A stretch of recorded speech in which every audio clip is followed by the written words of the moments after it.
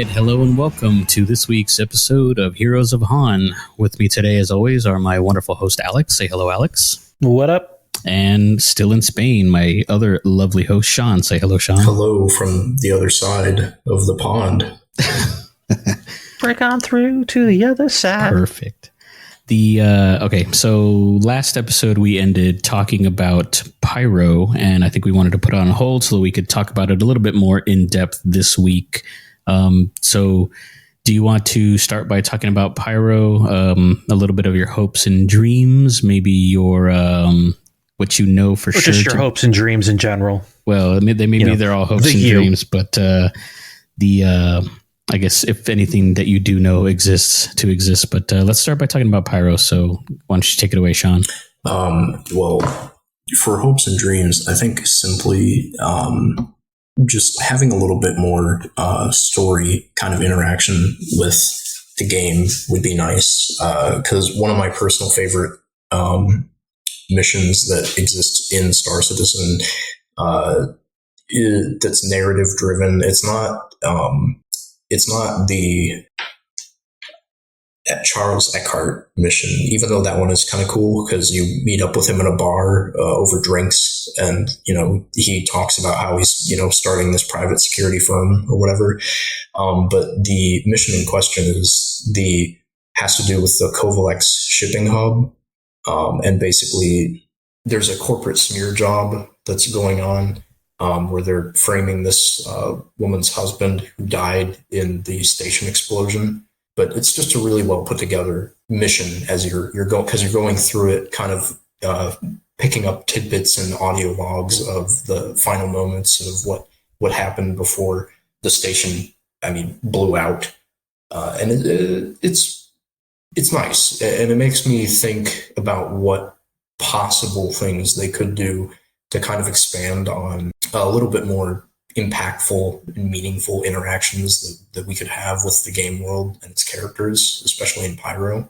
Yeah, you were talking about that, and it was really ringing a bell. It's been so long since I've seen that mission, but I really enjoyed it. It's kind of like a detective mission where you're piecing together clues, and you're like floating around the Covalex station and kind of figuring out what happened to that dude. So there was... I guess ISC this last episode on Thursday, right? It's on Thursdays. They had mentioned that the design was going to take a little bit of a backseat to more narrative storytelling stuff. So maybe that's an indicator that that's going to happen. That Pyro will be a little bit more fleshed out with NPCs that issue out missions and stuff. So, that's definitely one of my hopes and dreams right there, because that would make it for a much more immersive and interesting environment to work with. Well, I was thinking we've never really done many missions other than priority stuff or quick missions to earn a buck or two. I've never done any of these storyline missions. Yeah, I think I've tried the Miles Eckhart one, and it was broken at the time, and so I just kind of gave up and never went back to it. Oh, is it Miles Eckhart? I thought it was freaking Charles Eckhart. I'm pretty sure it's Miles. I don't know. It's been forever, so I wouldn't know exactly right now. It would be nice if those missions that took like extra effort to complete actually paid enough to warrant the amount of time that it takes to physically go and talk to the person and then complete the quest and then return to them in some cases. Yeah, like especially in Pyro, where everything is, 10 times further away than everything else is in Stanton. So having these low paying missions would definitely be a problem, like keeping them profitable. Well, as I said before, when we go to Pyro, like right now, the way we think about QT drives is all about speed, just getting the places as quick as we can. When we go to Pyro, we're going to have to rethink all that. Eventually it's going to be fuel efficiency is going to be the most important thing. Yeah, I wonder if the economy will be different in Pyro, like if fuel, since it's maybe more difficult to get, if it'll be more expensive as well. So that might kind of help with, choosing efficiency over speed. One thing that's interesting about that too is also wondering if Pyro is really going to be that difficult, because there do seem to be a lot more space stations than were originally there in the lore. I think originally in the lore, Pyro only had like 2 or 3 stations, and one of them was Ruin Station. I think they had like a station that was directly on the other side of the warp gate, and they had a Ruin Station, and then they had like another station, but that was it. So like you had to rely on your reputation and standing with families essentially to be able to land at their farms or outposts and refuel. But my question is that still the same? Because I know that was like their original vision for it, because it doesn't really seem to be that way. Last year when I did the Pyro playtest, there were way more than, just 2 stations. And even in the limited area that we were allowed to play in, which was like the first 3 or 4 planets. And so that begs the question for me is, if the priority of fuel scarcity has changed, does that mean that instead of fuel being scarce, really Pyro is just aimed at like, you can't, if you have a starter ship, you can't really play in Pyro? Because from what I've seen, a lot of starter ships, apart from, I think, the Nomad, can't even make some of the jumps that are required between planets. Like if they wanted to go from one of the inner planets to one of the outer planets, they cannot make that in a single jump. So they might have to stop and refuel several times, but then is that guaranteed for a small ship? Especially if the reputation system is still in play. Well, think about it this way. If their shortest jump in Pyro is equivalent of going to like Microtech to Crusader, yeah, a lot of these small ships aren't just going to make it. Yeah, I mean, I know the Avenger Titan can make a jump from, Arcorp to Microtech, but, I don't think the Mustang can, if I remember correctly. And there's a lot of ships that definitely cannot. Yeah, they're going to be puttering in on fumes. Yeah. Yeah, I don't know if it. So I don't know if it cancels out gameplay for a lot of smaller ships, but maybe just makes it more difficult, or even in some cases prohibitively difficult. But that's probably just one of the considerations you have to have for being in Pyro. Might be like driving a Tesla. Okay, cool. I can make this route. I'm going to have to make 1 or 2 stops along the way. To fuel up. Yeah, and that's going to be difficult because we're just so used to being able to make it all the way across in one go now with the way things are. Well, I mean, consideration too is it's going to be so slow for any. Speaking of slow, we've just lost Sean, so we are not having a really good night for recording. But I think if I could finish his statement, is essentially that traveling in Pyro is going to be so slow that it's going to take a lot of planning. I would think, I'm not sure where he was going, but I think he's talking about maybe the planning stuff that would go into it. Oh, yeah. We know for a fact going in the Pyro that it's going to require more logistics instead of, oh, cool, let's go here. It's like, okay, if we want to go here, this is the ship we need to take. We need to load it up with some supplies because it's going to take us maybe 30 to 45 minutes to get there. I don't know. I'm kind of looking forward to it as far as the difficulty goes, because moving around Stanton after all these years has come almost like second nature. It's just you begin to memorize where everything is, and you know how far it is and what'll get you there. It'll be nice to have that. I'm looking forward to the logistics part of Pyro, especially when we have to start base building and bringing supplies. I will gladly make cargo runs with supplies so we can start building bases. Yeah, there's going to be so much sort of routine effort now. Like if you think it's a slog currently with like having to, configure your armor and get your weapons and put your ammo on your armor and all that kind of stuff. Like it's going to be so much more of a routine. I don't want to call it a grind per se, but there's going to be a lot of work being put into like just playing the game. And that sounds kind of bad on the outside, but I kind of look forward to it because it means that there's going to be stuff to do that isn't mission driven or, just stuff you do out of boredom. Like there's going to be things to do just to manage your gameplay in general. Well, I remember when they were talking about the base building aspect, when Pyro comes in play, how you're going to be able to land your ships there. And obviously, I assume we're going to be able to refuel our ships. Now, let's say we pick an outpost where quantum fuel is really not readily accessible, or even just regular hydrogen fuel. Me thinking the idea, I'm like, oh, cool, I'm going to have to get a Starfarer and just run fuel back and forth every once in a while. I'm thinking that's great. The only thing I'm dreading on that is actually getting to the cockpit on the Starfarer. Oh, yeah, it's pretty awful. The labyrinth. That's the only thing I'm not looking forward to. When we want to build a base, hey, cool, we need more steel, more iron, more of these materials. Cool, I got a C2 loaded with it. I'm making the runs now. Yeah, I mean, that brings into the game a lot more of these kind of niche ships. Like if you think about the Crucible, which is still, a JPEG, but it's for ship repair, and maybe not necessarily as a job, but just as a function of existing in places like Pyro, where it's 10 times bigger than Saturn, or however much bigger it is. Having the ability to just mid-flight potentially repair a ship, or repair a ship at your location or something like that will finally come into play and be useful. Well, I've said in some of our off podcast talks, like, even the logistics of everything, like with the Polaris coming in, that's going to be one of the biggest ships in the game. And I remember I said that, like, we know parts are going to fail due to wear and tear and just combat and light.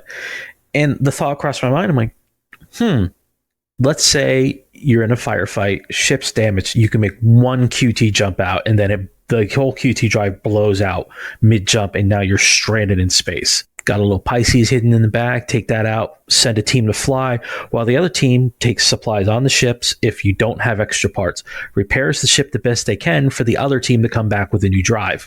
Yeah, there's really interesting opportunities for problem solving instead of just, giving up and starting over. Yeah. Just instead of just, we'll just go back to the station and we'll claim the ship. Because soon it's going to be too expensive to do that, or it's going to take too long.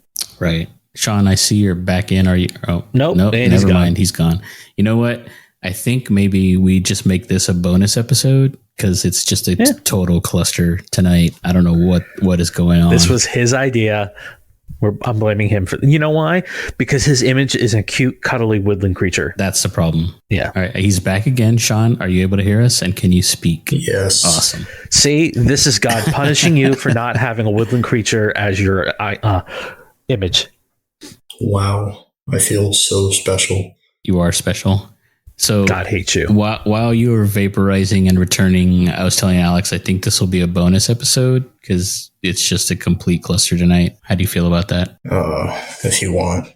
I don't know. He's so dreading having to do this tomorrow night. He does not care at all. He doesn't want to stay up till 3 a.m. 2 nights in a row. All right. Well, we'll see where it goes. Before you disappeared, you were talking about... Before you bailed on us. Before you completely abandoned us, you were talking about everything in Pyro being slow. Do you remember what you were going to say after that?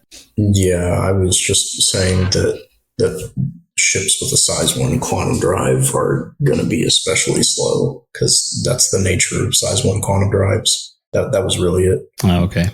I thought that you were saying something about the effort and planning that would have to go into it. So I just kind of like finished your... Well, that's too. Yeah. So that's what we were talking about is loading in cargo manually and maybe encountering problems in space where you can dispatch somebody to bring you parts and things like that.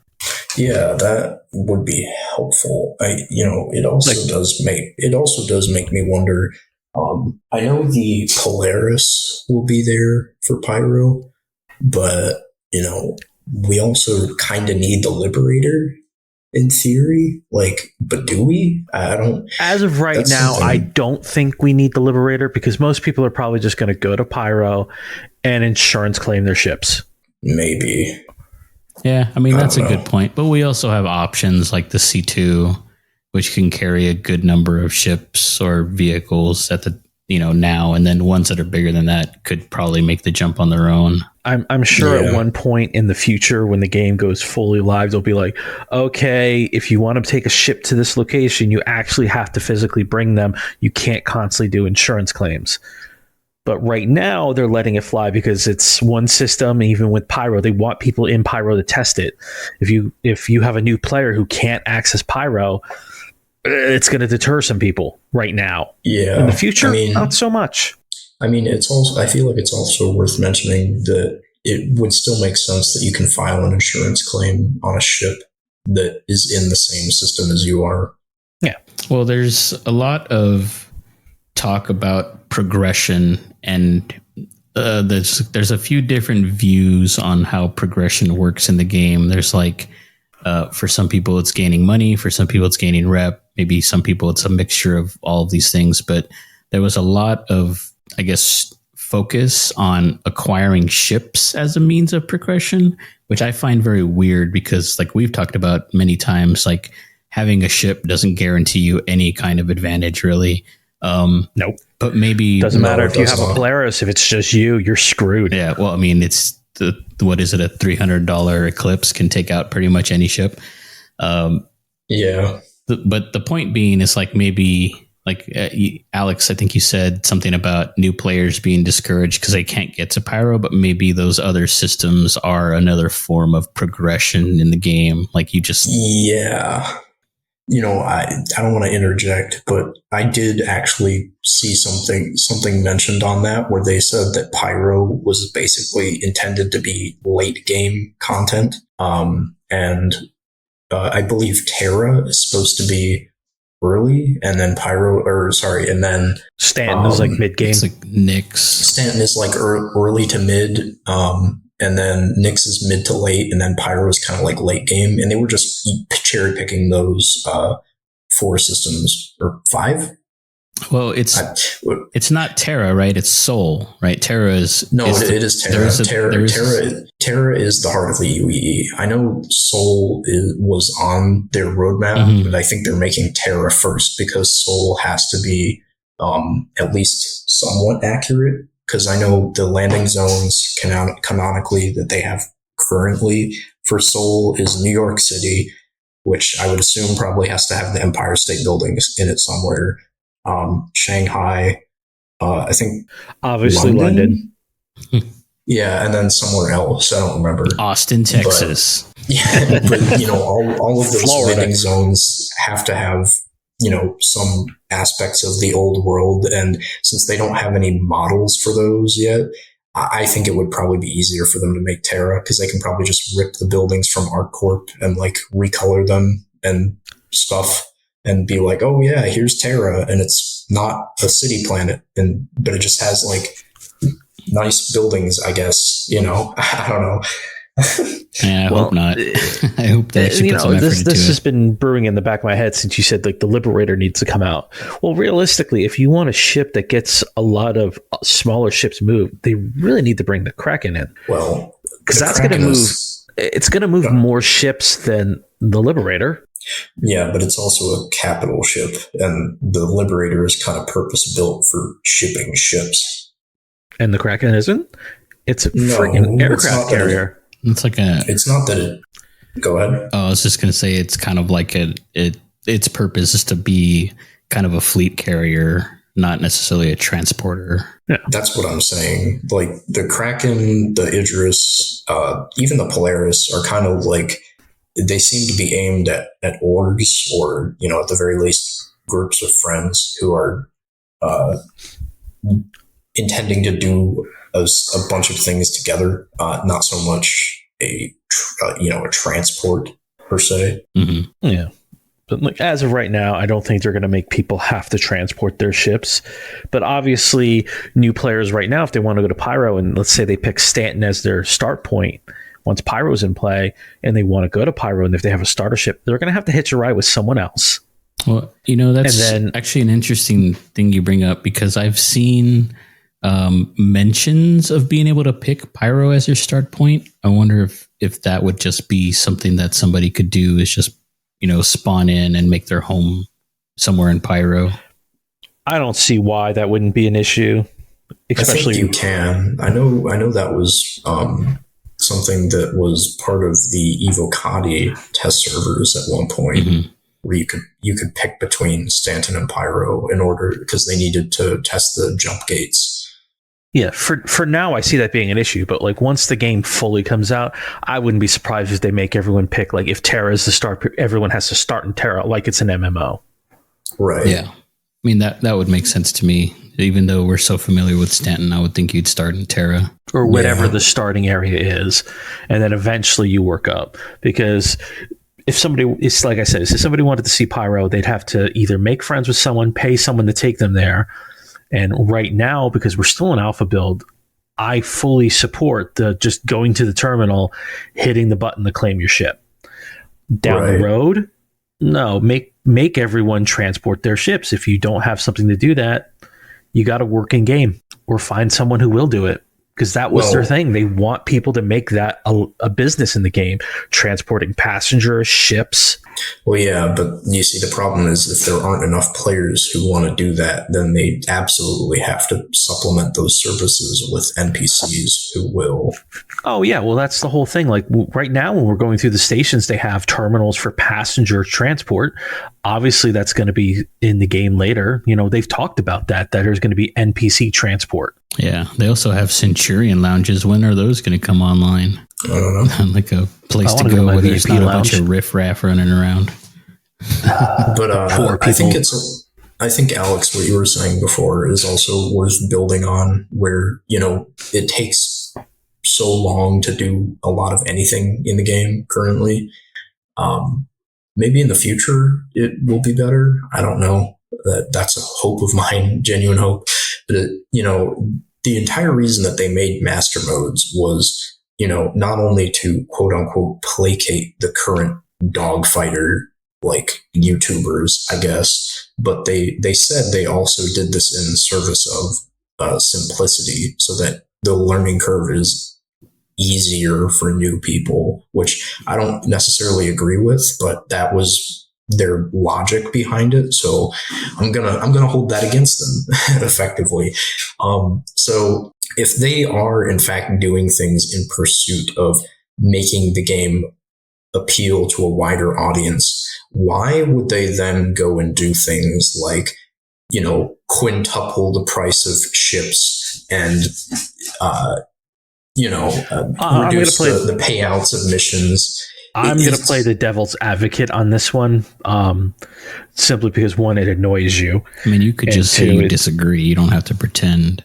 Well, no, I kind of understand that, because when they first came out with salvaging it, with hull scraping, you didn't really get, like, that was the only really way to make a lot of fast money.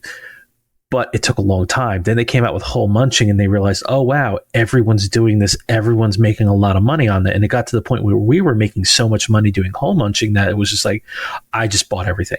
And I did. I bought all the ships in the game I could. So it's like, well, it's so easy to make money in this game. Either we make it harder, or we just increase the price of stuff. Well, yeah, but then they did both. They were like, not only are we going to make it harder, we're also going to not just double the prices, but quintuple them in some cases. Well, like, and again, you gotta pick one. You can't do both. They want to keep people coming. They want to keep people playing. Well, but you're not going to keep people playing by essentially shooting them in the foot and then saying, "Here, this is a change that's supposed to help you," and then you shoot them in the other foot, and they're like, "See, isn't this helping?" No, they're going to put a gun to the back of your head and say, "If you really don't like this, just pledge the ship." Yeah, they had this. You got to think of it as business too. They were trying to figure out, like, along the lines of extending gameplay, they were trying to figure out how the economy, I guess, how players were gaining money and how quickly they were doing it. But if the mission is to test those things, realistically, you should change one variable and see what it does before you change the other one. They're not approaching this in a scientific way. Right. That's what bothers me. Yeah, it's like let's cut the amount they make and greatly increase the cost of ships and potentially everything, I guess. And not to mention greatly increase the amount of time required to gain reputation to get those higher paying missions. Yeah. That one thing That one thing I'll support your anger on. The fact that you have to do 950, missions just to get max rank with, I think this one was the Mercenary Guild, not the Bounty Hunter Guild, is ludicrous. Like, if the game was 1.0 released and that was what you had to work for with no progression being reset, it was something that the devs intended you to actually work for, I could understand. But the game being in its current state, it really should not be, that should not be reflective of, how hard people have to work to get there, if that makes sense. Because the testing can only be so useful if people actually want to do it. And, us three, we know this Pyro wipe is coming. So why would we even bother spending the time to do all that when we know they're just going to wipe all that progress away anyways? Right. And it's kind of makes it difficult to be motivated to do pretty much anything right now because of how short the cycle is for the next wipe. No, they say it's short, but we know for a fact we're not going to get Pyro till at least the end of the year. They say, oh yeah, you're going to get it, for CitizenCon, which is what, in October? Well, that's another problem with it, right? If they're trying to figure these things out, meanwhile telling you that like this is a very short-lived portion of the game, so people aren't going to be putting as much effort into it, that also kind of discounts their efforts into trying to figure out how these things affect the economy and reputation gain and money gain and all those kinds of things. But speaking of the cycle, if they keep their word on when Pyro does come out, I will order you a bag of beaver nuggets. Oh, I don't need you. I mean, I just go down the street. Well, wouldn't you feel better that knowing that you made me pay for them? I guess, but you're so rich. I don't know if that would hurt as much. As if How many ships do you have pledged in this game? Shut up. I guess another thing that I was thinking about, because I didn't get to experience it, was like these solar storms that happened in Pyro. Oh, those were fun. I'm not going to lie. Those were actually kind of fun because you had a problem solve. Define problem solve, I guess. Well, it's like you had to sit there, you had to shut everything off, wait a few seconds, power everything up. And then, sometimes a part would work. Sometimes it wouldn't. You had to sit and figure out, okay, power everything down again. Was I moving? Do I shut everything down before the storm hits me? Do I have time? How much is this going to mess up my ship? Okay. I mean, that sounds a little bit more complicated than what I understood. I mean, it was basically like if you were in your ship, you're totally fine. I think from what I experienced firsthand, I got hit with a solar flare that absolutely fucked up my head. Explains a lot. From what I understand, the solar flare, you will have a little bit of a warning before it strikes. And if you don't power down your ship like prematurely, it will disable it for a significant period of time. I don't know how long. It might be a few minutes, I would assume. I had the solar storm hit me. I don't know if it was a glitch or not, but like I powered everything back up. All I had was maneuvering thrusters. I didn't have my main engines. That's interesting. It might have been a bug. I don't know. But all I know is it was a great bug. I saw this one clip of a guy who got hit by a solar flare while he was flying through an asteroid field. And just as he passed a particularly large asteroid, the solar flare hit him, and the asteroid pulled him into like through, the gravity well, and it smacked him against the rock and he blew up. So that's wild. Yeah. Like, I guess that makes sense, right? That it would affect everywhere since it is an emission coming from the star. But I, for some reason, I only ever pictured it happening planet side, but that's wild. Oh, no, it rips through space. And if you're planet side, obviously you might get a warning that a solar flare is happening. And if you're not inside, you're going to hurt because you're just in your suit where a building could protect you. And if you're in your ship, you're like, okay, do I power down and risk, like if you're being chased by someone, like, do you power down now, risk them hitting you with whatever weapons they have, hope you survive, and as soon as the flare passes, you power back up and go? Or do you take the hit hoping that they get messed up just as bad, if not worse than you? Yeah, that's going to be an interesting gamble. I would also imagine if you're on the dark side of a planet, you're probably going to have less of an impact to your systems. Yeah, obviously. Because ideally, the planet's atmosphere would take the brunt of the solar flare. But I don't know how much they're planning to have that really mitigate what happens, because it might just fuck you up irrespective of where you are. Well, we do have an AI system we can use as a guinea pig. You're talking about Lime. Yep. So how does that affect things like quantum travel? Like if you're in the middle of quantum travel, are you still hit by this thing? To my knowledge, yes, and it will knock you out of quantum because your ship shuts down. It's basically you're getting hit with an EMP blast. And it's a little bit more complicated than that, but yes, in layman's terms. How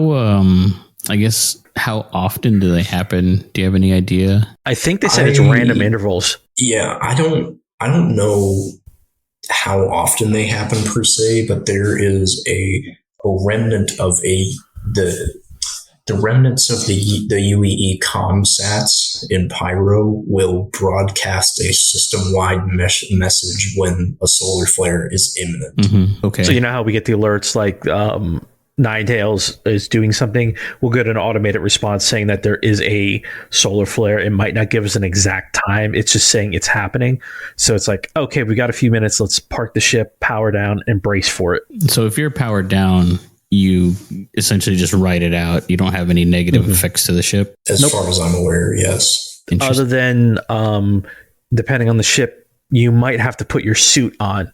You can't be walking around without, because with everything powered down, once they put life support in, that's going to be an issue. You're going to have no life support on your ship. Well, I would assume you'd be fine with the stagnant air for a few minutes. Because, I mean, as long as you don't open the airlock, you should be fine. Remember who you said this to. Yeah.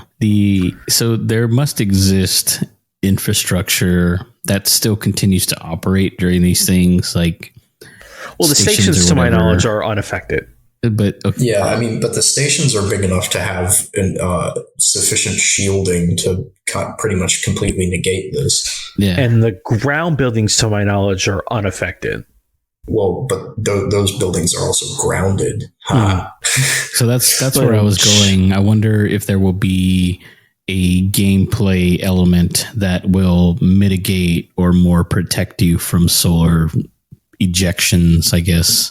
That would be interesting. Almost like a countermeasure that you could eject from the ship. Something like that, or over something as simple as overclocking your shields or whatever. Just something that would absorb the energy or reroute direct all the energy. The power from cut the power from everything else and push it into shields. Yeah, because there has to be some method, right? If a station's able to stay online or something. I'm sure with engineering, or the fact that the stations have such a large shield generator, where even the largest capital ship might not have the same shield generator equivalent to a station. Yeah, I have to imagine that like the Idris was probably unaffected by a solar flare. Or if it is, everything maybe drops just a little bit and you're fine. But we also don't know what's going to happen come engineering, where if the solar flare hits and you have your ship turned on, you might blow some fuses and you might lose a component. I would hope you don't lose any components. That would be, I don't. Well, there is also component damage, repairable damage that you can get. So maybe that would be something. I think that's a good segue into what we had been discussing privately. Before we go into that one, just before my train of thought derails, Mike, what you're saying about like when you get planetside and the solar flare hits, let's say we land at a bait outpost and you get the notification. You think to yourself, do I have enough time to get out of my ship, go to the building, so I'm not caught mid-walk? Because if you get caught mid-walk, you might take some health damage. Or if you just chill on your ship for an extra 2 minutes, you're fine. Mm-hmm. There's not like a countdown or anything. It's just like it's coming. Be prepared. I don't remember if there was, and it might say, oh, it might be coming. It might come in 2 minutes, might come in 5 minutes. Who knows? Well, good. If I remember correctly, I think they gave it in minute intervals. But it honestly, it's long enough ago that I don't remember exactly. Yeah. So you have to do the mental math there. I'm like, is it worth it, or do I just take a couple minutes? I mean, obviously, if you're in a fighter and or you're in a ship and you're holding your insides, obviously you're like, I'm going to risk it. Yeah. I mean, I personally find that interesting. Like, I think that I would enjoy that little bit of uncertainty. It kind of helps build sort of the tension in what you're doing. You're 100 going to use that into your chaos planning. Well, so what were you saying, Sean, before Alex's train ran you over? Yeah. I ran a train on him. Yeah, you ran a train. No, I was just going to say that I think we touched on it last week. You might have to refresh my memory. Did we talk about the engineering gameplay? Sort of, not really in depth. Talked about like relays and fuses and how annoying it'll be if your job is engineering and it ends up just being task management, or not task management. It was Minesweeper. You had a name, chore. If it ended up being a chore, not fun. Yeah, and I'm going to reiterate on that just ever so slightly that, these are spaceships, and if you're not using bottom of the barrel parts, like you're using spaceship parts that are built to an aerospace standard, these parts are very unlikely to fail. I mean, they inevitably will, but if you're just operating under normal usage conditions and flying around, going into atmosphere, coming out of atmosphere, landing, taking off, all the normal ship things. Like a cargo ship would run. Yeah. Well, they have a very low propensity to fail just out of the blue. So all I'll say is that I hope the devs can balance the engineering gameplay well, because realistically, unless you're using bottom of the barrel parts or stuff that's salvaged and barely functional, or intentionally neglecting repair, you really shouldn't have to do very much to keep your ship flying. Obviously, that changes a little bit when you're under attack or in combat regularly, but under normal operating conditions, you really shouldn't have to do very much. And I hope that they recognize that. We also got to remember there's going to be some people who are going to make it a mission to never make an insurance claim on their ship, no matter how badly damaged it is. And so it's going to be flying around like the aluminum Falcon. You're going to have someone in the back with a fire extinguisher constantly putting out fires because they're trying to let the aluminum Falcon. Yeah. Copy, dude. I do not want LucasArts coming after me. You're gonna try and go for it's all about, I'm trying to save to get my next ship, so I'm gonna get cheap replacement parts. I'm gonna duct tape these parts together the best I can, make this thing live as long as possible because I need to save up to get my next ship. Well, that raises an interesting concept. So we have the reality currently, which is there's different ship manufacturers and ship companies like Drake, who we rag on a lot, are supposed to be kind of pieced Crusader together with their 8,000 doors, lesser quality, right? So, but the problem is the components that are in Drake ships are the same components that are in any ship. So, does this have the potential to introduce maybe actual lower quality ship components, or maybe the ability to purchase ship components that are of lower quality, like maybe they're damaged or have a little bit less life in them or something like that, like used parts? Well, it's also, remember, all the parts are come with grading systems, A, B, C. Right.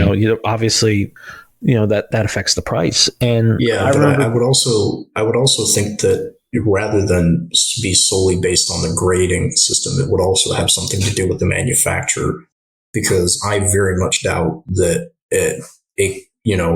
let's say an Aegis power plant, an Aegis grade D power plant would be more likely to fail than, for the sake of argument, would be more likely to fail than a Drake Class A. I highly doubt that, because Well, you got to remember, they're different manufacturers for the components than the ships. Right. But Aegis does make some components. They do.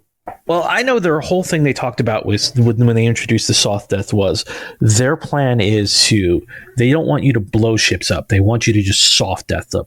So like if we come across, let's say, Cutlass Black, you soft death it. You can get onto it and get all of its cargo. Where if you destroy it, maybe only a third of its cargo drops. And if you soft death it, eventually you should be able to repair it and get it flyable again. Or you go in there and you take all the components to it. So we have, Crazy Mike's component emporium. Players reach out to him like, hey, listen, do you have this? Cool. It's selling for 10,000 credits new. Cool. I'll sell it to you for 1,000. Well, that's interesting. Sort of like gray and black market components too, as part of gameplay being, I guess maybe that's where something like the Merchant Man comes in. You have the ability to sell used components to other players. Mm-hmm. Yeah, and I mean, I guess if they're not damaged, you can repair them to, whatever their max health might be. Mm-hmm. Like maybe it all depends how much effort you want to put into it. Because let's say, these salvaging missions of obviously the more you go on before you munch a ship, you're going to rip everything out of it. Every single component you can come across, you're going to rip out because you want to make as much money off the ship as possible. It's kind of a mix of Mad Max and Serenity. Pretty much. You're in the ideal environment. If you're going to salvage a ship, you're going to have multiple people there. You're going to have people floating around with some fighters for security. You're going to have either a couple vultures or a reclaimer, and then probably maybe a cargo ship to take all the extra parts to put them on, or the everything that poops out the back of a vulture. I mean, that might be a nice use case for a vulture being paired with a merchant man, because you could send the vulture out to gather stuff to bring back to the merchant man to sell. Mm-hmm. Yes, you're not reliant on stations so much. You can actually, there's third party receivers that you can sell things to. Yeah, let's say we're running a vulture, a C2, and maybe somebody in like what's the name? I'm trying to remember one of the names. Let's just say a hurricane. 2 guys in a hurricane. The guy in the vulture is stripping the hull. Someone from the C2 flies out, rips out all the components, puts it on the C2. Then they start moving all the boxes from the vulture, loads everything up in the C2. And you just keep doing that over and over again until the C2's full. Go to someplace, sell all the construction materials, all the stripped parts, everything you scrape from the hull. It's going to be more profit, but it's going to take a little longer. Or you can hold on to it in case you don't want to have to buy more parts for yourself. Like, oh man, having like 4 size 2 quantum drives is really nice because we get them blown up a lot. Well, that sounds really enticing to me, because you guys know that once we get to kind of end of a patch, when I have, plenty of money and plenty of things have been completed and all that stuff, I just like to go scrounging. Trivia games. Or hosting trivia games. But I just like to fly around and scavenge things for some reason, even though I never end up selling it or anything. It's just a good time to kind of explore and find things. Yeah, like remember that one time I found that fully laden Hull C just floating above Hurston. And I think it didn't even have anything particularly valuable. It was like some metal. It wasn't even like gold or anything. But it was, I boarded the ship because nobody was on it, and I took it. Yeah, I mean that's a good time for me. I enjoy doing that kind of stuff. Think about the pirate aspect of this. Listen, power down your ship, get out. We're not going to kill you. We just want all your parts. I mean, you're effectively killing them at that point, aren't you? Yeah, you can leave them alive. Maybe they can get someone to come pick them up. Or you could lock them in the jail cell. Yeah. You're a prisoner of war. Like, listen, just give us everything on here. We'll dump you off at the nearest settlement. That's if you had any honor. I think most pirates would probably just don't tell people our plans. Do you think maybe stuff like this would be more prevalent in a place like Pyro, where resources are harder to come by and the distances are greater? I think that would be interesting, but also I want to point out that I hope the PvP isn't so prevalent in Pyro that we can't enjoy like any of the content, if that makes sense. Because, for example, when I did the play test, I went down to one of the settlements that I thought was hopefully not on too many players' radar because it seemed like it was kind of out of the way. But when I got there, somebody had already killed literally all of the NPCs, and then a ship showed up, like looked at my ship for a while, blew it up, and then the dude landed while I was trying to explore the settlement, and like he eventually found me and killed me. But because I that was when I had the head trauma from the solar flare, so I couldn't see shit.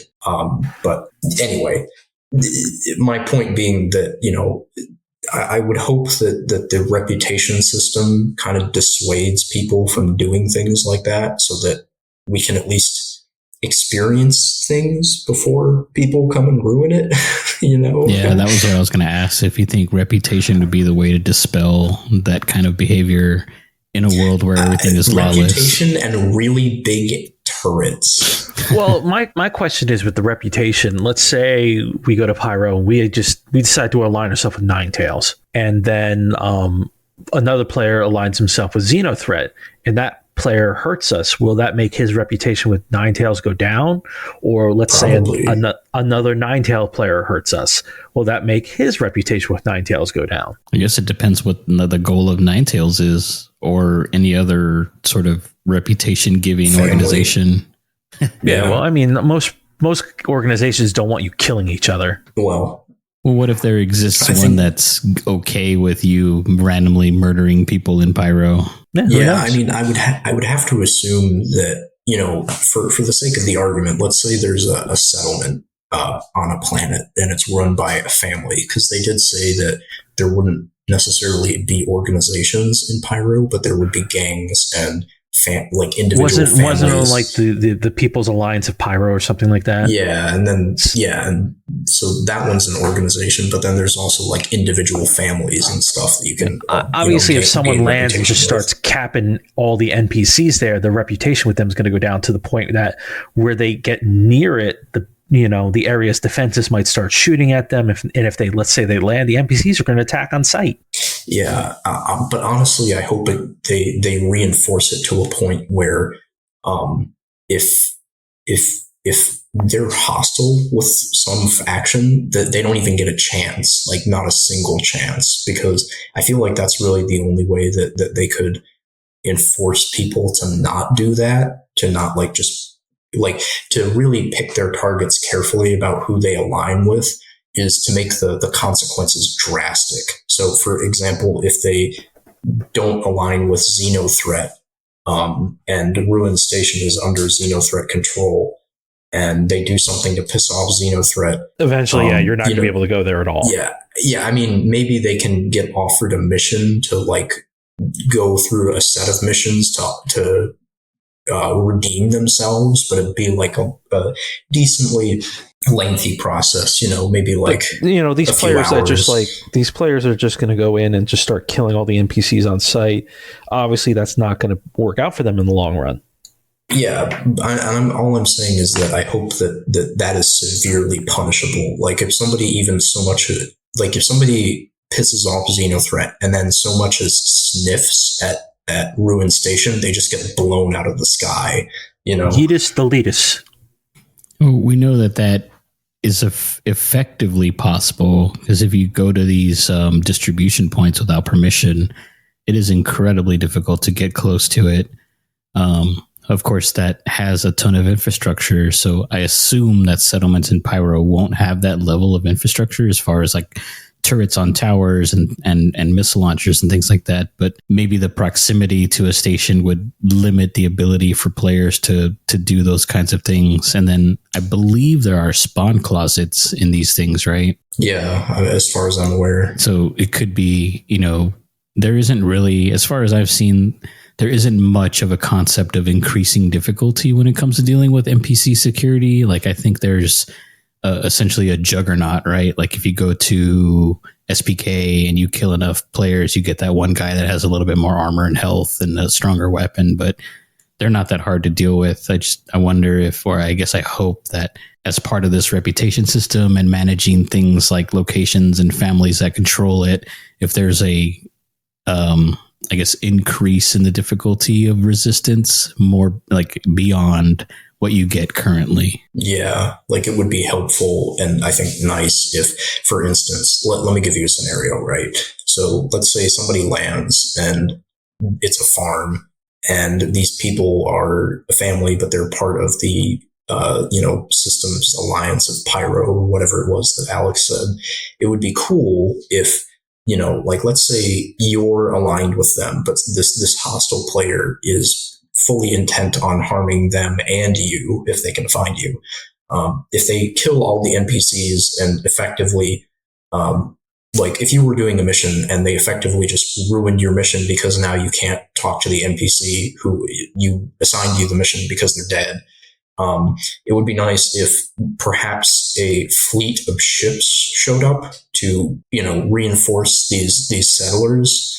And perhaps you mean like when we attack the stations and we get a high enough threat that eventually, the UEC starts attacking us? Yeah, except in this case, it would be, a bunch of ships from the, systems alliance of people of Pyro or whatever the heck. And, presumably they would blow up the ship of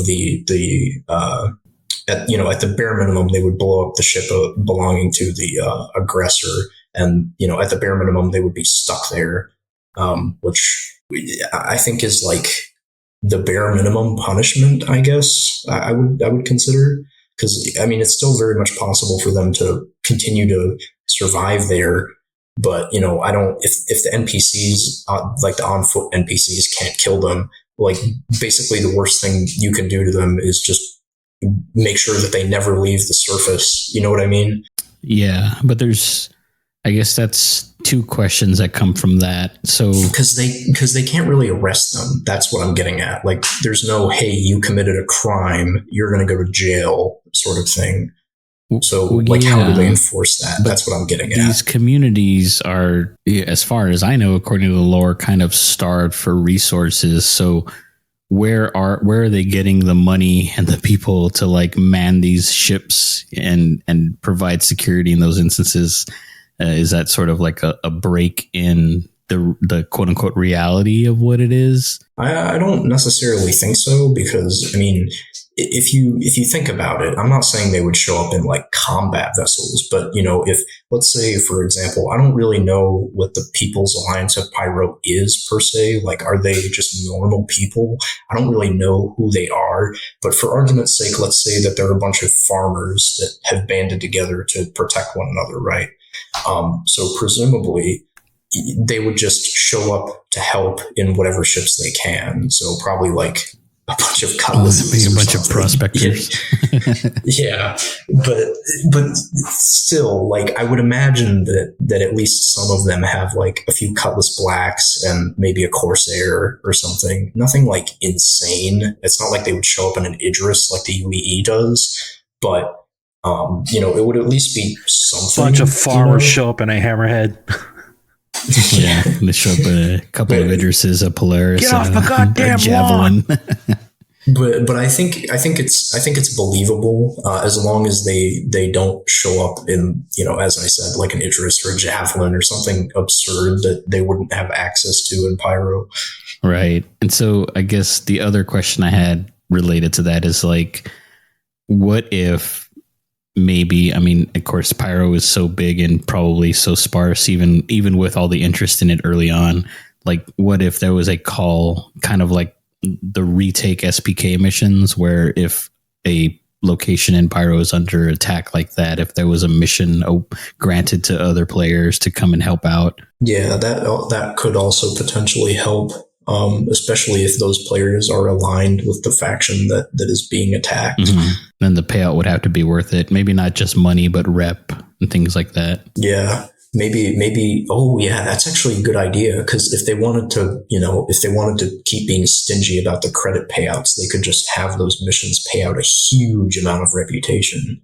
Yeah, like if it wasn't one mission equals one rep point, if it was like you could gain things toward increased rep. Come defend our base, you get like 100 rep points. Yeah, so if you were awarded things that can move you along a couple of levels, that would totally make things like that worth it. Oh yeah, like absolutely. Even, and I think that would even encourage the emergent gameplay that they're so like thirsty for.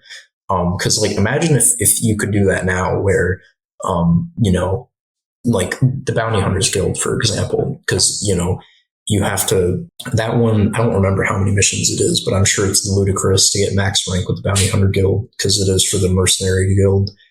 With their 950 missions or whatnot. But, you know, if there's a player attacking like Hurston Security, for example, Hurston Security could put out an alert and say, hey, come help us defeat this, you know, booty fart liquor 100 or whatever the guy's name is. Oh, I know him. Yeah, and you'll get, you know, 200 reputation with us, and that's enough to level you up like 2 or 3 times with the guild. And you would have, I mean, especially the people who grind the rep, they would come in droves to come help out with Hurston Security, you know?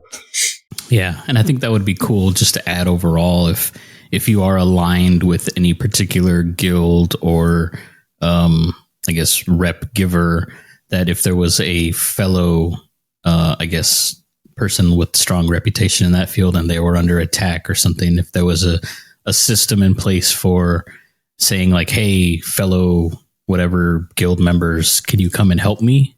And that would be another way of gaining. Base gets attacked. They're like, oh, you don't have a security force. No, we don't have a security force, but we have a bunch of idiots who love us. Right. And, you know, emerging gameplay wise, like that's something that's interesting to me is like being able to support people that in theory that I align with and in whatever I'm doing, even if it's not necessarily like if it's a cargo hauling guild or whatever, like it doesn't even have to be one that's combat related. But if a fellow cargo hauler is in trouble, like it may be worthwhile to get a couple of bonus points for helping them out and not have to do 2 or 3 missions to get that same level of reputation. Yeah, I think they could definitely encourage player engagement if they offer more reputation as a reward for doing either PvP or like PvPvE type stuff like that. Yeah, and they talk a lot about, you know, trying to draw players to locations and things like that. So that could be one way to do that. Yeah, I mean, apart from financial incentives, if they're, like I said, if they're still going to be stingy about payouts, then that reputation could be a really good way to draw people in, because then with that increase in reputation, they can go and do other missions that pay more. So, you know, eventually, you know, I'm sure down the road, eventually we'll start learning about certain places that are always getting hit, and we just hang out on the far side of the planet waiting. Well, there's also this, I guess, this notion that while ship prices have gone up with the introduction of replaceable components and of course the purchasing and moving of those components, like maybe it's not so bad that you make less money because you don't need as much technically to keep running. You just need enough to like repair a ship or come across a ship that you can utilize for something and just fix it up. Clickety clack clack. Yeah, because you got to think some people, like, I've got a lot of ships, but how often do I use most of them? Never. Yeah, a lot of them are kind of role locked, and many of them are not, you know, multiplayer ships and things like that. So it does kind of put a damper on what you can do and when you can do it. Well, my concern with the mission payouts is I know that they're planning to add more. Well, we already know about some things, but the stuff that they're planning to add in terms of, you know, monetary sinks, like I'm sure the cost of fuel will increase in certain areas. I know that eventually we're going to have to pay for insurance on things. And then that includes paying for the medical insurance on stuff and, you know, the cost of refueling in general or repairing or rearming and, you know, all this other stuff like buying FPS gear, buying food, you know, etc. It is a little concerning that they might end up making things too grindy and not fun at all, because, you know, I know you two are kind of in the same boat as I am, where I don't always have 6 hours to sit down and play this game. Sometimes I have like 3, and 3, well, you know, it might be enough to play some Helldivers. It's nowhere near enough to sit down and play Star Citizen. And I feel like the only people who are going to be able to accomplish anything are people who know life the game, which is just kind of sad and excludes a lot of people. Yeah, it does take an incredibly long time to get moving in a lot of instances with this game, especially if you're trying to coordinate with more than 2 or 3 players, almost prohibitively so. And then you get the players, the teammates who get bored and just start ruining everything. Yeah, you.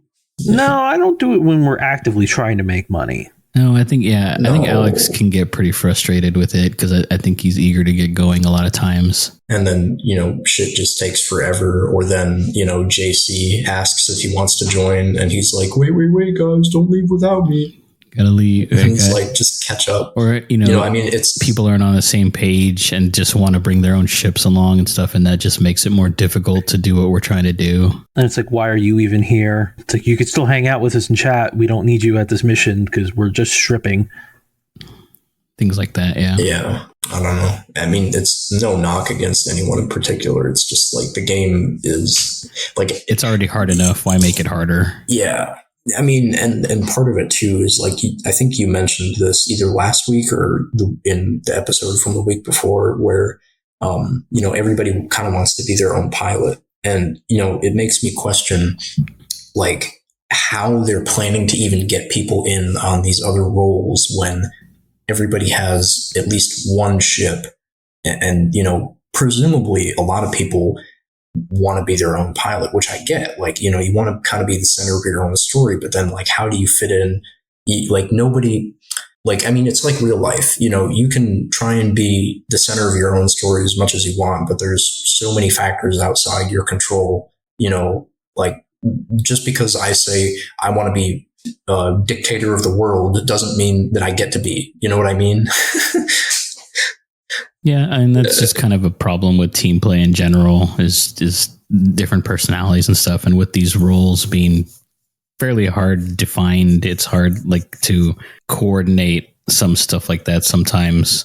So I think you have to find, or maybe you stumble across the right people for the right job. I think one of the ways that they could potentially make it a little bit more inviting is if they had like a really basic version of the game for like $20, but you don't get a ship. Like, so you're just like a co-player on everyone else's game. Yeah, but like, so the trade-off would be, so you're, and I don't know how this would work per se. I'm just spitballing with this right now, but let's assume that the game is fully released, right? And they have this game package where you can spend $15 or $20 and just play the game, but you don't get a ship.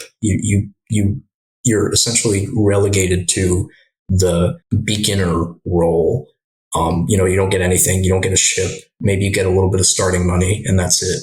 So you can buy a gun or whatever. But you'd have to fly on commercial flights to get anywhere. Get some kid like kicking the back of your seat the entire time. Yeah, you'd have to fly on a commercial flight to get anywhere. And then you'd also have to, actively want to be in somebody's crew, like whether it be an engineer or whatever. Because the way I'm seeing that it's going to go is a lot of people are probably just going to hire NPCs to do most of this crew work. And because they just want to pilot their Bandu Merchantman solo. You know what I mean? Like, they have to have some kind of incentive to do this team play apart from, everybody piling in a big combat ship and going to fight things, because that's really like the only reason to get in a ship together other than a specific purpose. You need like a matchmaking system or a job board in order to do something like that, probably. Yeah, like you would need to have some kind of in-game job board. Like if you were a player on one of those basic accounts, you'd have to have like a job board of other players who have requested certain services or something, and then you can go and respond to those and say, hey, I want to be your box monkey or whatever, or I want to be your deckhand or engineer or whatever. And then, that person would either have to pick you up or you'd have to take a commercial flight to get to them. But then, I guess maybe you would be bound to their ship. Like, I don't know how that would work necessarily. Yeah, More like an apprenticeship. Something a little bit more involved than just the basic party system. Yeah, I'm wondering if maybe like you could then log out in their ship. Like, I don't really know how any of that would work necessarily. Well, we also don't know how prominent orgs are going to be in the game. Like right now, you don't know who's in an org other than those people who insist on putting their org name before their name. Right. I mean, there's that. And med runners, we know who they are. Well, were. I mean, well, yeah. I mean, there's that, and then there's also the fact that you can't like share resources with your org, so we don't even know like how that's going to work yet. Or is everybody going to be able to log out in the org, Idris? I don't know. You know, I wouldn't be surprised if like down the line they make organizations a little more prominent where you can see like the player's name and then the organization that they're with, and you know, so it makes like, oh wow, it's those guys from that organization. We have an interesting don't mess with them message here from Mark, who's watching us on Twitch. He wants to know our thoughts on NPC crews in the context of, I guess, manning or the desire to pilot ships and maybe our job board type discussion. Well, we know for a fact that when you do get an NPC, like if you get an NPC, like server, like slave, whatever it is, not that type of slave, a shard, an NPC shard to work on your ship. We know that they're going to do the job, but they're not going to do it very well. Like if you get one to be a gunner, yeah, they're going to shoot at things. Whether or not they're going to hit it, maybe 50-50. Well, from what I understand, there's going to be a market for them. So like better NPCs would cost more. So if you were to cheap out on it, yeah, you'd have one that could maybe hit the ship once or twice. But if you paid a premium for it, they would be much better at their job. Like I'm sure you could probably have some that are going to move boxes for you. Yeah, they'll do the job. They might not do it well, but you know, cheap is cheap. All right, you get what you pay for.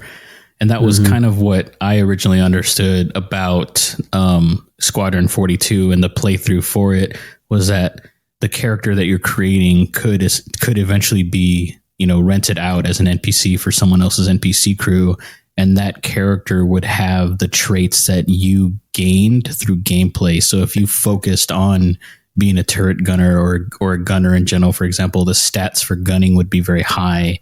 And then stats I feel like bad for anyone who gets our NPCs. Well, so that's the thing, right? Like I personally hate flying. I don't really enjoy being a pilot at all. And that's why I really like having Sean around, because he loves being a pilot. And so that lets me focus on doing what I enjoy doing, which is, you know, knocking Alex out and, you know, using the turret. I hate you so much. So I would think, as he famously once said, too rich to fly. Too rich to fly. That's kind of like where I'm thinking as far as NPC crews go, is like you'd have, you know, if you're low on funds, but you only need one guy to maybe run a tractor beam or something and move boxes around for you, you could get that affordably. But if you're going into Hammerhead against an Idris, you could spend a little bit more coin and get, you know, really. Or let's say you have 5 other guys with you and you're like, okay, I want to fully man Idris. I'll just get the cheapest one and put him on the butt turret. Right. You could also do that. Get a little great value gunner and stick him on the butt turret. Is he going to blow things up? No. But is he going to give cover fire and make the person maneuver a little bit more? Yes. Yeah, and so those are the kind of options you got to weigh when you're posting, or I guess finding NPCs to fill job roles that you have open. I also hope that the NPCs aren't like ludicrously expensive just to fill those roles. Like for instance, I think turret gunners would probably make more sense for those to cost a lot more than an engineer. The most valuable. Yeah, well, it's not that they're inherently more valuable. It's that they make your ship more useful, if that makes sense. So, well, it's also got to think like, there's less. It's less they can screw up in a turret seat.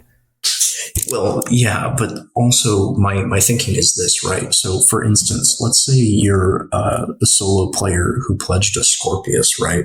You remember how a lot of people complained that the Scorpius turret wasn't slave to the pilot? And that, you know, because they wanted to solo the ship. Yeah. So if you got an NPC gunner, I would think that the gunner, it costs more inherently than, again, per se, an engineer. because they're giving you that much more utility out of your ship, whereas engineering is just kind of like a basic fundamental functionality sort of thing. I guess you could say the same thing if you paid a premium for an NPC who specifically like stacks cargo, I guess, because then you're making your cargo handling experience like twice as fast potentially. Any NPC that would like inherently enhance the usability of your ship as a solo player would probably cost more. I'm thinking someone who gets Mike's medical NPC as they're flying. Stop drugging me. Stop. Oh, great. Now I'm sedated in the pilot seat. Yeah, my NPC is just going to drug you. Say, are you good? Are you good? Here's some more drugs. How you feeling? You want to know? Here's some more drugs. Yeah. But you get what I'm saying, right? Like, yeah. Well, what if like it varies by ship? Like if each role kind of varied by the position you're going to use them on each individual ship, maybe like, you know, like you said, a gunner for a Scorpius is much more valuable than maybe a gunner on a freelancer or something like that. Yeah, that's possible too. See, because like, and maybe this is just me huffing straight hopium, but I would really hope that engineers are dirt cheap, because really all they have to do is run around and replace fuses and you know, like hit the parts with a repair beam. Like it's not really that complicated. Yeah, I saw a video rundown of kind of what's going on with this Evocati test, and I believe it was, I think it was Eradicator, I'm not sure, but they were talking about how they had worked on and were demonstrating NPC abilities to like move carts and load carts and things like that. So maybe these are like proto behaviors that will lead to things like being able to path through a ship as an engineer and flip switches and replace fuses and things like that. But what's kind of missing, I guess, from that is like order giving. So I wonder if that would be like the inner thoughts menu or something like that, where you could say like, hey, I need more power to the shields, or I need you to fix this or put out that fire. And they something are more practical than just hurting cats. Right. Like I also don't want to rely 100% on an NPC engineer to like know what needs to be done, or like doing the thing that I view as a lower priority at the moment. You know, like if you could prioritize all of a sudden your things. Shields drop, but it's okay. He's fixing the coffee maker. Yeah. I mean, you never know. Things have varying levels of importance for different people. And maybe this NPC just really loves coffee. Yeah. I mean, maybe the way that could work is you could set if they had a priority tree inside the engineering console, so you could like preset the behavior of NPCs so that you wouldn't have to use the personal inner thoughts menu to talk to them all the time. So hold on. I this is going to sound incredibly stupid, but it's going to make great sense. In POW world, you have a little judge's podium you can walk up to, and you can set the job you want for each. Like, let's say a POW could do mining, it can do lumber, it can generate electricity, or it can craft things. You can select which job you want it to do, and now you can actually select which station you want it to work at. So if they had like a little command console, you can be like, all right, this guy, all he does is turret work. This guy, I want him to keep the shield generator working at all times. Nothing else, shield generator. Well, it's kind of like the inner thoughts thing. But yeah, just go to the engineering console and you can program them. I view it more as like if you put to bring in yet another game, right, is Age of Empires. So you have the villagers whose role is to like cut wood, gather food, and all this other stuff. But when they run out of, like, if you direct them to do something, when they run out of it, sometimes they'll just kind of meal about, right? But usually they go and find another job that they're good at to do.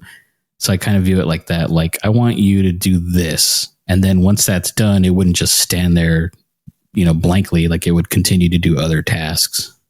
That's kind of what I'm saying. Like, building off of what Alex said is what I'm envisioning is, in addition to the personal inner thoughts where you can actively tell them to do something, you could also walk up to the engineering console and have a list of all the ship systems, like relevant systems. Like, obviously it wouldn't include the freaking coffee maker, But like hull repair, fires, shield generators, fuses, etc. And you could triage them, like preload which ones you would want each NPC to prioritize, and then if there's no damage to that part, it'll just go to the next one. So for instance, if a fuse blows and that's at the top of the list, the NPC will go replace the fuse. But then if turret repair is the next on that list and there's a fire, maybe you could set it so the fire is prioritized above the turret repair, even if the turret is damaged, for instance. Yeah, I mean that sounds good to me. As long as like a triage list that you would predetermine for them. I guess the only issue that I have is I don't really want to leave the pilot chair to go and interact with a console. That would be my only complaint for something like that. Yeah, I mean, it would be nice if maybe they just included it as one of the MFDs, like it could be crew status or something.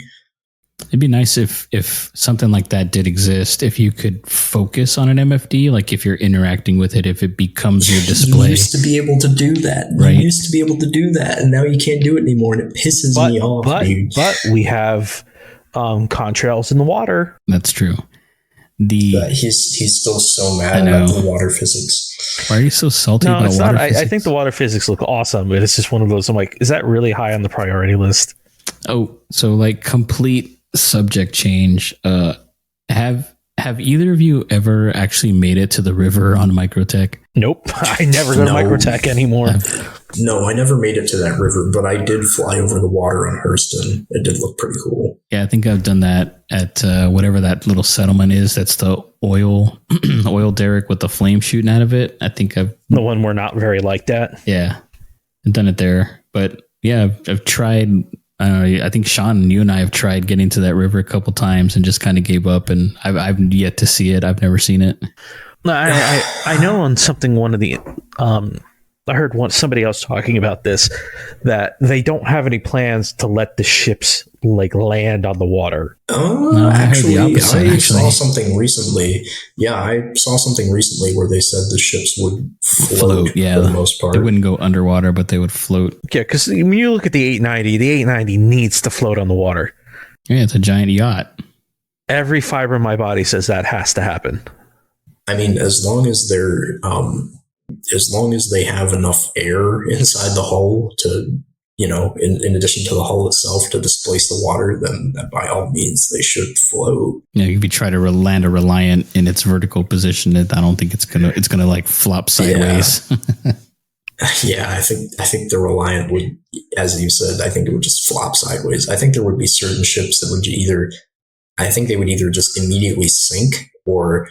Here's a good example. The Nova tank. I'm pretty sure that would just immediately sink. Susan, the water for a minute and then sink. Well, hold on. No, I think the Nova tank, being an enclosed tank, has the potential to offset in enough buoyancy to float. Now that I think about it, I think the Storm or it becomes a treaded submarine. I think the Tundra Storm would sink. I think the Cyclone would sink immediately. The Ursa maybe would float. That introduces overinflated tires. I think I might steal your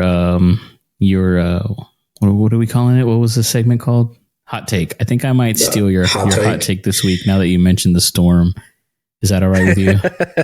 his vehicle. Much akin to your hot take last week. I hate the Storm. I think it is the stupidest vehicle. It is disproportionately big. It doesn't fit on anything. The turret is nearly impossible to use. It's impossible to drive the damn thing. I just absolutely hate the Storm. The AA version of it, the missiles are absolutely useless. So they're all size 1s? Yeah. Have you ever had the misfortune of operating the Storm, Sean? I own one. I own one too, and that's what's so frustrating is it has so much promise, but it's just an awful vehicle. Yeah, I mean, for starters, I'm going to agree with you on this hot take, Alex. You're welcome to play devil's advocate. Yeah, good luck. No, I hate it, but it does not fill me with more rage than the pulse. The pulse is a different story. Where the storm so bounces off things. The armor isn't great. I think it can tank one shot from the Nova and or two or three, but the first shot will take out the gun, so you're already defenseless. But I mean, you can at least survive an encounter with a Nova, I guess. But my bigger issue is, like Mike said, the fact that it's supposed to be a light tank that is easily carryable. It should fit in the Valkyrie. Why doesn't it fit in the Valkyrie? It's way too big. It's too wide. That's the big problem. Like they need to take the entire model and just like put it back in Blender, take the scaling tool and scale it down by like a meter, and then it'll be better. Well, even that, like given its purpose size, it's just proportionally the speed on it is just weird. Like it's way too fast to be operated the way it's operated now. Like with the way that it steers makes it unwieldy at that speed in general, but also it has oddly no power at all. So if you're on any kind of incline, it just sits there and does nothing. I think the same is, or I think it's worse in reverse, if I remember correctly. Yeah, it's like half the speed, kind of like the Ursa is, or used to be. I think they fixed the Ursa a little bit, but in reverse, the Ursa used to go like 1 mile an hour. Yeah, the Nova, as far as I'm aware, can full speed reverse, but the Storm cannot. Does the Storm have any countermeasures like the Nova does? Yeah, it does. I'll be honest, I haven't spent enough time in it to really go through a whole lot of stuff because I just hate driving it. And it's annoying because it's such a cool concept, and it if it didn't have all these issues, it would work really well. Yeah, and it kind of suffers from the same problem as like the amount of time that it takes to get in and out of it is just insane. Yeah, like there needs to be a quick eject, basically. Like it shoots you out the bottom at Mach 3. So you have then you get run over by it. Another message from Mark. He says, in all fairness, ground vehicle physics are entirely scuffed. Yeah, absolutely. Yeah, and that's kind of where Alex was going with his pulse comment, is that he has terrible luck on it because it kills him 99% of the time. Any hover bike I die on. The only successful runs I have is on the Dragonfly when we're busting someone out of jail. Even then, I think we've had a bad run once or twice doing that. Yeah. I just thought it was really funny. We were at that Kovalex facility one time, and I think you and I were making our escape from it, and Sean showed up on a bike, and he wanted to give it to me, and I was like, no, you go ahead and keep it. And he's like, no, come on, take it. And I was like, no, you keep it. I made the comment, I'm like, you're gonna die. No, I'm not. And then, boom. What happened? Nothing. My problem like with an invisible cactus or something. My problem with the ground physics is like they want you to use ground vehicles, but they make the terrain so difficult. Like I get the hills and everything like that, but then they add so many rocks that you can't get over anything. They could just do like Just Cause. Like in Just Cause 3, you want to know what happens when you hit a vehicle with a rock. And it's not every rock, but it's a lot of rocks. They just break. The rocks just break. It's a very simple solution. Just delete the rock when we hit it with the tire. So we did the Grave Cat facility. What was the other one we went to, Mike? The one that you and I went into that took us 45 minutes to get from the Carrack to the facility in the Ursa because there were hundreds and thousands of these sharp, pointy rocks. Yeah. And some of them were physical and some of them weren't. Yeah, it was like a lottery. lottery. Didn't know which ones. I'm like, so help me God, give me a highway. Yeah, it was that weird named one. I don't remember, but yeah, it was insane. Like the distance we had to park away from that facility to not get blown up made the drive there in the Ursa just take an eternity. And even Grey Cat, we finally realized what trees were physical and what trees weren't, but then you still have the rocks popping up. I'm like, there's no need for this. There is absolutely no need to this. Yeah. They need to go back into their terrain editor and just like say rock generation, like take it all the way down to like 2%, dog. It's pretty heavy on rock. I guess the one ground vehicle I will defend is the what's it called? The Stevie, the STV. It's built like a tank. I will defend the STV to the death because that thing is a miracle of a machine. It's fast, it handles great, and you can ram anything with it, and it will not blow up. I still remember when... To a point. You can only do it so many times. So I remember you gave me yours. Go ahead, hit somebody. I hit him and it blew up. I did that on purpose. Asshole. Yeah, no, but I remember when we were doing, I think it was Ghost Hollow, somebody had blown up our ship, and the only thing that survived was the Stevie. Oh, that happens a number of times. No, I know, but the reason it was so important is because it had all our food and water in the trunk. There's a little cargo car. Well, before the Stevie, it was the Mule. The Mule was the tank for a while. I really hope the Mule was functional by 4.0 because I really do want some alternative methods of loading boxes. The only reason I could see getting the Mule is if you have to transport something over a bit of a distance. Other than that, the multi-tool is going to overrun the Mule. Like the Mule should have a tractor beam on top as well, in my opinion. I saw a... Geez, what are you doing? Okay, who's furniture? Dying?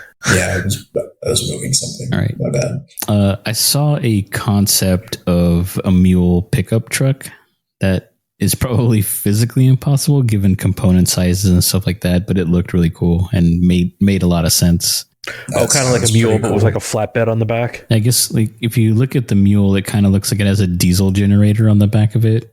If you remove that and maybe make the rails a little shorter on the side, like it would hold, an extra couple of rows of cargo. SCU. Yeah. Oh, dude. No, hold on. I just thought about it. Because what you could do is you could take that power pack on the back and instead of having the one SCU underneath it, just put the power pack on the floor. See, now we're just designing Mitsubishi mini trucks. Actually, yeah, it pretty much looked like that little Mitsubishi mini truck. It's the Star Citizen K truck. It's a Mule pickup, and I'm all for that. If that thing's zipping around a Polaris, I'm thinking about it like when you get to these large, like the hull C, hull D, and even the hull E when they come out. Then I can see like that MPV container. Like I think that will start to come into its light where you kind of just fly that back and forth to bring the large containers to the hull C and series, and then someone's there with the tractor beam on the ship or a hand tractor beam attaching everything. But like the Mule right now, I don't know. I don't really see it unless you're pulling something out of like the Grey Cat facility. You have to pick something up and bring it to your ship at the landing pad. That's the only reason why I would see use for it. Yeah, you're definitely not loading a ship full of one SCU crates one at a time with it. Yeah. Yeah, I think that was a bit of an oversight on their part, unless you can stack things like you can with actual forklifts. If you can hold 5, no, even I would say if you can even hold like 3 SCU stacked vertically in the front forks, I would say that makes it viable because then it can carry 4 SCU at a time. Well, even let's say you're starting to unload a C2 or a C1, you got some cargo on there. One person's manually unloading it with their hands, and then the Mule can just pick it up and then just start running it back and forth quickly. There I see a use for it. But to go from like the cargo elevator from the persistent hangar onto the ship, either by hand or with the new push cart you can buy. Yeah, I mean, the push cart kind of makes the Mule pointless, at least from what I can see right now. Unless it's a long distance. Yeah, I mean, I see Mark says he's fond of the Lynx. The Lynx. Yeah, the Ursa with luxury. Well, I mean, it comes with a bottle of champagne. You can't beat that. That you can't drink. Well, maybe not, but it's nice to have it around. Yeah, dude, it's a decoration for your hangar. And it's got like the stock ticker. When you sit in the chair, you can pull in the stock ticker. Nothing makes you feel rich like seeing a stock ticker. Yeah, I remember when that came out. It was when I had it as the rental for one of the Fleet Weeks or something like that. I remember we were racing across the frozen lake on Microtech, and Sean just hit me with his ship, and I got stuck in the middle of the lake because he broke the wheel off. No, he's just helping you get it into the back of the C1. Yeah. All right. Well, I think that about wraps up this week. What do you guys think? Yeah, pretty good. Just about. All righty. Well, I don't think this has to be a side episode either, because we seem to have recovered. Yeah, so I'll see how it turns out. We might be okay. I think you can just take it out. We filled the gap when you just abandoned us like a prom night dumpster baby. Dude, I don't know what happened. Yeah, I mean, it may not have just been Sean. It could have been all of us or me and him. I mean, you did also disconnect for quite a bit. So, I mean, I know you're going to cut this part out. Florida anyway, internet for the win. Yep. Yeah, right up until it gets taken out by a hurricane. Don't talk. There's already one. Yeah, there's one on its way. Actually, I think it's headed to Texas. I think Mark said something else. Oh, sorry. It's headed to Mexico right now. I choose to blame Sean for all my wrongs. Perfect. I mean, so do we. All right. Well, I'd like to thank everyone who joined us today for this live recording. I know we're a day early, so that kind of threw a wrench in everything, but Sean had a window of opportunity where he'd be able to record at a normal volume and not whisper like the last couple of episodes. So thanks everyone for hanging out with us while we do this and suffering through our technical difficulties. I want to thank everyone who's been subscribing and commenting and leaving feedback for us again. We hope to improve the show with every episode. Comments We've and got things our like own that website, Heroes of Han. We're on YouTube. We're on TikTok. We sure are. Any sort of feedback is helpful. Yep. So again, thanks everybody, and we'll see you next week. Bye-bye. Peace.